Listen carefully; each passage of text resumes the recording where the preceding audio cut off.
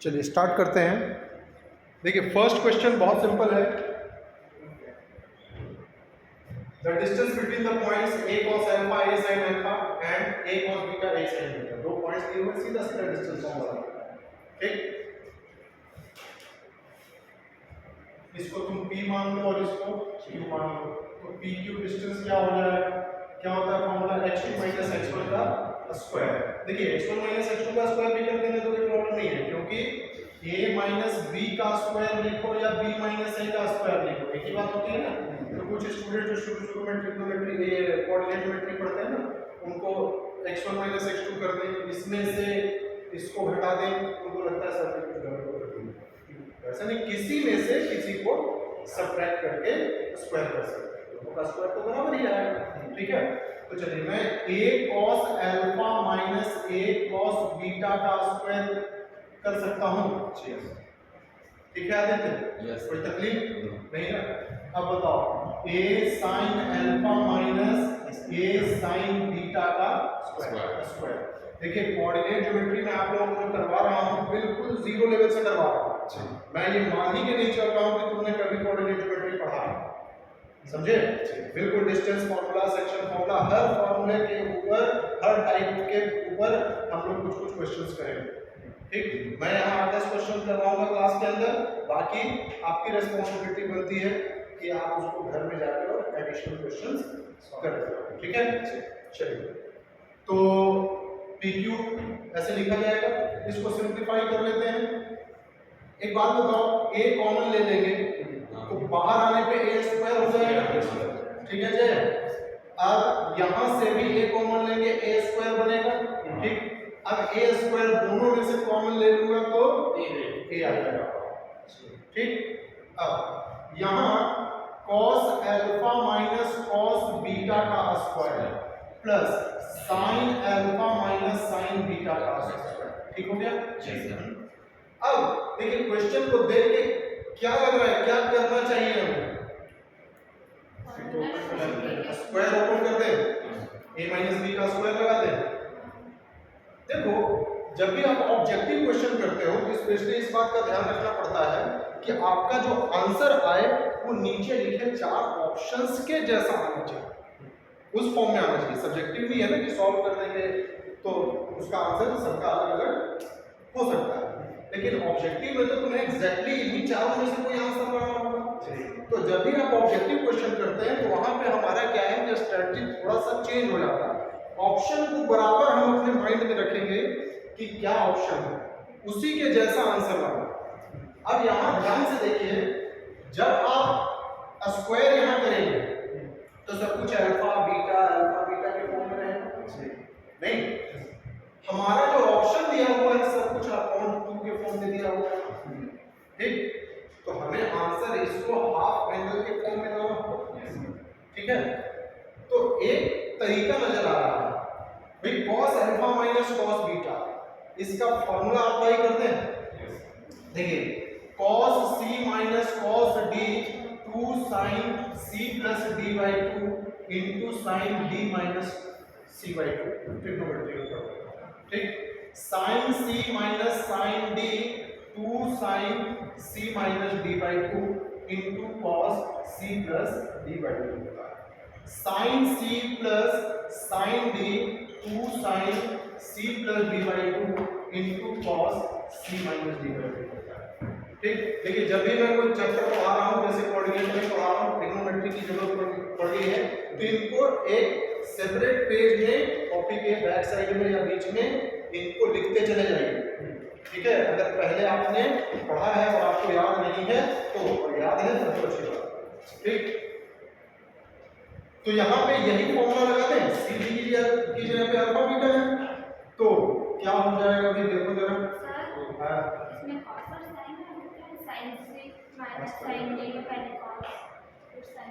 अरे तो देखो sin c minus sin d है ना, तो ये ध्यान रखना c माइनस d है तो sin के साथ c माइनस d लगेगा।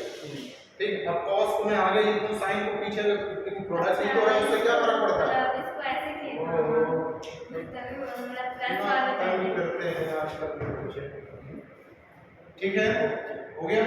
देखिए अब देखिए कहीं कहीं पे एक बात और बता दूं, फॉर्मूले में तुमको c माइनस डी दिखेगा, ठीक, तो जब c माइनस डी लिखोगे तो माइनस बाहर आ जाएगा, क्योंकि sine of minus theta minus sine theta होता है, पढ़े थे ना ट्रिग्नोमेट्री में ऐसे, ठीक है। तो अगर c माइनस डी लिखोगे तो ये वाला माइनस सामने आ जाएगा, इधर लिख सकते हैं, ठीक है। तो उसको देख के डरना नहीं है, या ये नहीं सोच लेना है कि सर ने गलत फॉर्म लगा है, ठीक। तो इसको क्या लिखें, 2 sin alpha plus beta by 2 into sine alpha minus beta upon 2 लिख दूं, माइनस लिखूंगा तो स्क्वायर हो जाएगा, ठीक, ऐसे अच्छा लग रहा है। अब यहां तो पे ये और ये भी ठीक हो गया, कोई तकलीफ किसी को नहीं ना। चलिए अब a स्क्वायर रूट ऑफ, ये देखो 4 sine square alpha plus beta by 2 into sine square alpha minus beta by 2 होगा जी, स्क्वायर कर दिया है। यहाँ क्या हो जाएगा भाई, 4 sine square alpha minus beta by 2 और cos square alpha plus beta by 2, अच्छा लग रहा है जी। अब देखिए कुछ कॉमन आ रहा है क्या, 4 साइन स्क्वायर नहीं, हाँ 4 साइन स्क्वायर अल्फा, ये वाला और ये कॉमन नहीं आ रहा है, आ रहा है। तो मैं कॉमन जब निकालूंगा तो 4 sine square alpha minus beta by 2, ठीक हो गया। देखो यहाँ क्या बच गया, sine square alpha plus beta by 2 plus cos square alpha plus beta by 2, ऐसे लिख सकते हैं कि नहीं, ठीक है। इसको अगर ध्यान से देखिए तो sine square theta plus cos square theta जैसा हो गया, ठीक, और ये तो बचपन से पढ़ते चले आ रहे हो कि कौन होता है जी। इसका अगर स्क्वायर रूट निकालोगे तो 2 साइन अल्फा माइनस बीटा, तो कौन सा ऑप्शन आ रहा है, सी आ रहा है, सी वाला आंसर हो गया, समझ गए पक्का जी, झूठ तो नहीं बोल रहे हो। इसको जल्दी से फटाफट लिख लीजिए।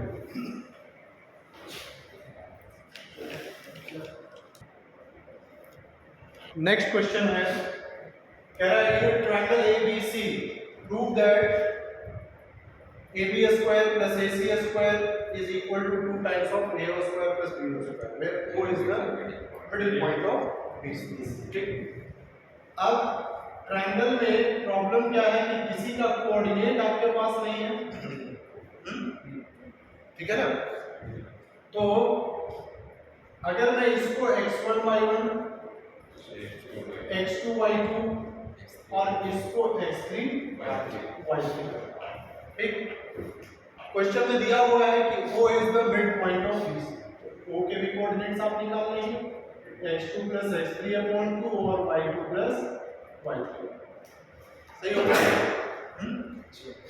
अब यहां से देखिए AB स्क्वायर निकालेंगे तो under root of x1 minus x2 का square plus y1 minus y2 का स्क्वायर, ठीक। तो x1 x2 y1 y2 इस फॉर्म में आएगा, फिर तुम्हें AC का स्क्वायर करना है, वो x1 और x3 y1 और y3 के फॉर्म में आएगा, तो इससे कैलकुलेशन हमारा ज्यादा बड़ा हो जाएगा, नहीं जल्दी हो जाएगा ना, ठीक। फिर आगे AO का निकालना है तो और बड़ी कहानी हो जाएगी, इसमें x1 भी है x2 भी है x3 भी है, ठीक। तो ऐसे क्वेश्चंस को कैसे किस तरीके से करेंगे जो बताता हूं।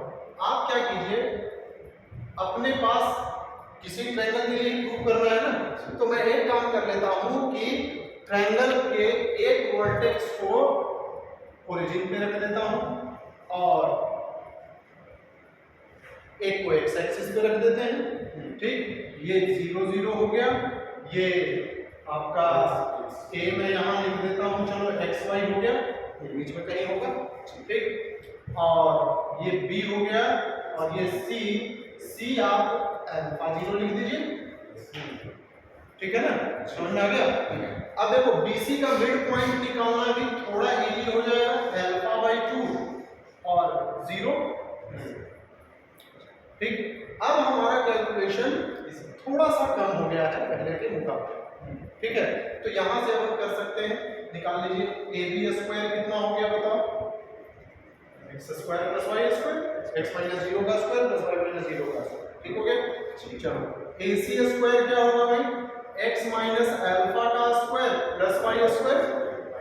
ठीक, तुमको करना क्या है बताओ, एलएचएस में A B square plus A C square करना है ना, है तो कर लो।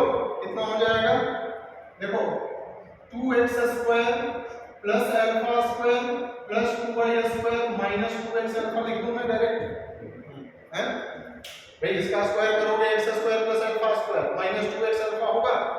ठीक, x स्क्वायर यहाँ का और x स्क्वायर यहाँ का ऐड करके मैंने डायरेक्ट 2x स्क्वायर कर दिया, अल्फा स्क्वायर इसका, y स्क्वायर और y स्क्वायर ऐड होने पे 2y स्क्वायर। ठीक, और माइनस 2 अल्फा। ठीक है, कोई दिक्कत यहाँ तक नहीं ना। चलिए अब बात कर लेते हैं आरएचएस की। ये तो अपना एलएचएस आ गया ना, आरएचएस में कहाँ गया, एओ स्क्वायर निकालते हैं पहले, एओ। ठीक, तो क्या आ जाएगा, x माइनस अल्फा अपॉन 2 का स्क्वायर प्लस वाई स्क्वायर। ठीक, और बीओ स्क्वायर, बीओ स्क्वायर बी कहाँ गया, ये तो बी का ये डिस्टेंस अल्फा बाई 2 ही था ना, तो अल्फा स्क्वायर बाई 4 हुआ कि नहीं, इतना ही होगा। ठीक, ऐड कर लीजिए दोनों को, तो देखिए x स्क्वायर यहाँ और बाकी तो कहीं x स्क्वायर है नहीं। ठीक, एक ये हो गया तेरा y स्क्वायर, देख alpha square upon 4 plus alpha square upon 4, तो 2 अल्फा स्क्वायर अपॉन 4 यानी कि अल्फा स्क्वायर अपॉन 2 हो गया। ठीक है, माइनस 2ab वाला जो टर्म होता है तो माइनस ये अल्फा x होगा। ठीक है ना, ठीक, इतने पे बात खत्म नहीं हो गई है, हमें इसका ट्वाइस करना है। ठीक है, तो 2 times of AO square plus BO square क्या आ जाएगा, 2x square plus 2y square plus alpha square minus 2x, जो कि LHS के बराबर आ गया कि नहीं आ गया, है? ठीक है, समझ में आ गया। तो हम इस तरीके से क्वेश्चंस को करेंगे, ऐसे प्रूविंग वाले क्वेश्चंस आप लोग उठा के देखिएगा बुक की शुरुआत में, कई क्वेश्चंस हैं इसके। ठीक है ना, स्क्वायर के साथ भी है, ट्रायंगल के साथ भी है, तो इसी तरीके से आप लोग करिएगा। इसको एनालिटिकल ज्योमेट्री कहते हैं। ठीक है, हम एनालाइज कर लेंगे कि ट्रायंगल का एक वर्टेक्स यहाँ पे, समझ में आ गया, और वो सिर्फ कैलकुलेशन को कम करने के पॉइंट ऑफ व्यू से ऐसा किया गया। ठीक है, इसको नोट कीजिए, फिर थर्ड क्वेश्चन करते हैं जल्दी से। देखिए थर्ड क्वेश्चन अब क्या कहता है, 2 points O and A with another point P form an equilateral triangle। 2 points दिया हुआ है O और A, ये दोनों क्या बना रहा है, इक्विलैटरल ट्रायंगल बना रहा है। ठीक, तो भैया O तो तेरा इधर हो गया ना जी, ओरिजिन के ऊपर 0 0 कह रहा था, A 3, 3 और √3 इधर हो गया A। ठीक है, समझ में आ गया। अब आपको पता करना है कि P पॉइंट का कोऑर्डिनेट क्या होगा ताकि OAP एक इक्विलैटरल ट्रायंगल बने। ठीक, तो देखिए एक तरीका तो ये है अपने पास, घिसा पिटा तरीका है कि मैंने x, y कोऑर्डिनेट्स मान लिए। ठीक है, ट्रायंगल का कोऑर्डिनेट ये O, A और P को x ये 0 0 है ही तेरे पास, ये 3, 3। ठीक, समझ गए। अब इक्विलैटरल ट्रायंगल है, इसका मतलब कि एक बार इसको और इसको इक्वेट कर दो, OP स्क्वायर और OA स्क्वायर, x और y में एक इक्वेशन मिलेगा। सही है, x और y में आपको एक इक्वेशन मिल गया। फिर अब आप AP square is equal to OP square कर लीजिए, किसी दूसरे दो साइड को इक्वेट कर लो, दूसरा इक्वेशन मिलेगा, दोनों को सॉल्व करेंगे, x और y समझ गया। लेकिन ये लंबा मेथड है, ठीक है, इससे हम नहीं करेंगे। ठीक, एक और तरीका है, देखिए जरा एक कोऑर्डिनेट्स को ध्यान से देखिए, क्या है 3, √3। ठीक, तो मैं ये वाला एंगल निकाल सकता हूं कि नहीं, निकाल सकते हैं। कैसे निकलेगा भाई, देखो, अरे ये √3 है, ये 3 है, तो बताओ tan थीटा कितना होगा, √3/3 यानी कि 1/√3 है। तो थीटा कितना हो गया भैया? 30 डिग्री हो गया, है ना। यानी ये हमें पता लग गया कि भाई ये 30 डिग्री हो गया है। अब सोचो जो हमारा इक्विलैटरल ट्रायंगल बनता है उसके हर एंगल जो है इंटरनल एंगल जो है 60 डिग्री का होता है, ठीक। 60 डिग्री का एंगल होता है तो P देखो इसके साथ 60 डिग्री बनाएगा ना, जो भी साइड बनेगा वो इसके साथ 60 बनाएगा। अब जरा ध्यान दीजिएगा 60 डिग्री तो इसके बगल में यही वाली साइड बन रही है, यानी कि y एक्सिस ही बन रहा है। यानी P पॉइंट ये पक्का पता लग गया है कि कहां होगा, y एक्सिस के ऊपर ही होगा। क्यों? इस बात को समझे कि नहीं? ट्रायंगल में 60 डिग्री बनता है, तीनों एंगल, ठीक। बगल वाला ये 30 डिग्री है, तो इसका मतलब यहाँ से 60 डिग्री ऐसा एंगल बनेगा कि नहीं बनेगा, ठीक। तो 60 डिग्री जब भी मैं बनाऊंगा तो ये तो y एक्सिस ही आ गया, यानी कि P पॉइंट कहीं ना कहीं y एक्सिस के ऊपर होगा। इतना हमने पता लगा लिया, ठीक। अब क्या करें, ये हो गया ट्रायंगल मेरा। बताइए P पॉइंट का कोऑर्डिनेट क्या होगा? सोचो। अरे यार भाइयों क्या हो, ये साइड और ये वाला साइड का लेंथ बराबर होगा कि नहीं होगा? तो OA डिस्टेंस निकाल लो ना, खाली होगा करते रहते हो। OA डिस्टेंस बता कितना आ गया? 3 का स्क्वायर 9 प्लस √3 का स्क्वायर 3 √12, तो कितना आया 2√3। तो ये वाला लेंथ भी तो 2√3 होगा ना यार। तो ये 0,2√3 ले लिख दूं क्या मैं इसको? तो आ गया आंसर, ठीक है। लेकिन अभी पूरा ठीक नहीं हुआ। तुमने ये कैसे सोच लिया कि सिर्फ इधर ही 60 डिग्री होगा? इधर भी तो 60 डिग्री बना सकता है। नहीं, जय गलत कह रहा हूं मैं, है? ये साइड दिया हुआ था, इस साइड से हमें ट्रायंगल बनाना है, तो ये ट्रायंगल ऐसे भी बन सकता है और ऐसे भी बन तो ऐसे भी तो बना सकते हो, हैं? तो यहाँ से भी तो 60 डिग्री बन सकता है यार। तो 30 तो ये बना हुआ है, 60 इधर बना लो, हैं? ठीक है, ठीक। तो ऐसे अब ये 60 बनाओगे तो ये 30 हुआ, ये वाला 30 डिग्री, तो इसका मतलब ये तो परपेंडिकुलर बाइसेक्टर हो गया और इसका कोऑर्डिनेट लिखना बहुत ज्यादा आसान है, ठीक है। तो आंसर हमें क्या मिला? P की दो पॉसिबिलिटीज हैं, एक 0,2√3 पे हो सकता है, ठीक, और दूसरा P डैश इसको कह दो 3, -√3 पे। समझ में आ गया ना? इसको जल्दी से कॉपी कर लीजिए। उसके बाद मैं एक शॉर्टकट फॉर्मूला बताऊंगा। किसी इक्विलैटरल ट्रायंगल के दो वर्टिसेस अगर गिवन हैं, ठीक। अब यहाँ तो सिंपल था 0, 0 और 3√3 था, ये तो बच्चों वाला सवाल था, कर लिया हमने, ठीक। लेकिन अगर पॉइंट्स कॉम्प्लिकेटेड से दिए हुए हैं, ठीक है, और एंगल का नहीं पता लग पाता, तो दो पॉइंट्स दिए हुए हैं, दो पॉइंट्स के कोऑर्डिनेट गिवन है। थर्ड पॉइंट के लिए मैं एक शॉर्टकट फॉर्मूला भी बताऊंगा, उससे उसको याद रखिएगा, क्वेश्चन फटाफट सॉल्व हो जाएगा, ठीक। पहले इसको नोट कर लीजिए। देखिए नोट करके लिख लीजिए, शॉर्टकट मेथड, ठीक। If two vertices of an equilateral triangle are x1, y1 and x2, y2, then third vertex is given by x1 plus x2 minus plus √3 into y2 minus y1 upon 2, और y1 plus y2 plus minus √3 into x2 minus x1 upon, ठीक है,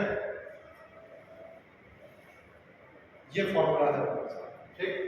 अब यहाँ ये x1 y1 हो गया, ये x2 y2 हो गया, पॉइंट रख दीजिएगा, इजीली आपको थर्ड मैट्रिक्स का कोऑर्डिनेट मिल जाएगा। और हमेशा दो पॉसिबिलिटी रहेगी, इसीलिए एक बार यहाँ माइनस लेना है तो यहाँ प्लस लेना है, ठीक। तो एक कोऑर्डिनेट मिल गया, फिर यहाँ प्लस लेना है और यहाँ माइनस लेना है, आपको दूसरे पॉइंट का कोऑर्डिनेट समझ में आ गया, ठीक। आज के लिए इतना ही, समझे, और बाकी फिर कल पढ़ते हैं।